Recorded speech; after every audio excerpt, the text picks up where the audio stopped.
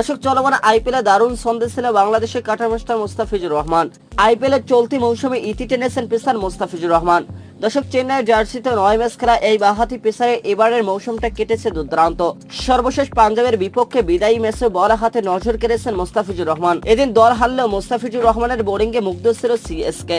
পাঞ্জাবের বিপক্ষে 4 ওভারে একটি মিডল দিয়ে 22 রান দিয়ে উইকেট শূন্য থাকেন এই পেসার। এমন পারফরমেন্সের পর নিজেদের ভেরিফাইড ফেসবুক পেজে মুস্তাফিজুর রহমানের বোলিং এর প্রশংসা করেছিল চেন্নাই সুপার কিংস। তারা লিখেছিল 4 ওভারে 22 রান 1 মিডল, দুর্দান্ত মুস্তাফিজ। দর্শক এই কাঠার মাস্টার মুস্তাফিজুর রহমান 9 ম্যাচ খেলে 14 উইকেট শিকার করেছেন। আসলে সেরাদের কাতারে ভালোভাবে টিকেছিলেন এই কাটার মাস্টার। দর্শক 2024 আইপিএলে অনেক কিছুই দিয়েছে মুস্তাফিজুর রহমানকে। আইপিএল এর এই অভিজ্ঞতা বিশ্বকাপে কাজে লাগাতে চায় মুস্তাফিজুর রহমান। দর্শক কিন্তু দুর্ভাগ্যবশত আইপিএল থেকে ফিরতে হয়েছে মুস্তাফিজুর রহমানকে।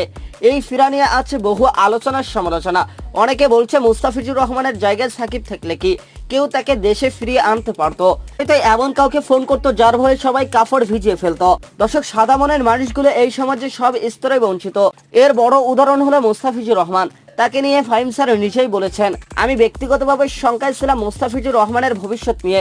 গত বেশ কিছুদিন থেকে ওর পারফরমেন্স মোটেও সন্তুষ্টজনক ছিল না। সত্যি কথা বলতে জাতীয় দলে বা প্রথম 11তে ও জায়গা হবে কিনা সেটা নিয়েও সন্দেহ প্রকাশ করতেও অনেকে দ্বিধা করেনি।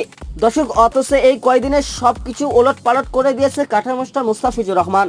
তিনি বলেন, আমি নিশ্চিত চেন্নাই সুপার কিংসের পরবর্তী ম্যাচে দল ও সমর্থক ও ধারাভাষ্যকার সবাই মুস্তাফিজুর রহমানের অভাব অনুভব করবে। মুস্তাফিজুর রহমান না থাকার ব্যাপারটা এবং তার ফিরে আসা বিশেষ মুহূর্তগুলো বারবার টিভির স্ক্রিনে ভেসে উঠবে।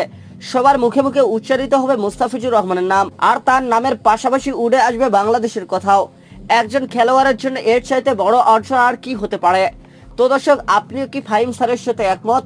জানিয়ে দিন আমাদের ভিডিওর কমেন্ট বক্সে। ধন্যবাদ।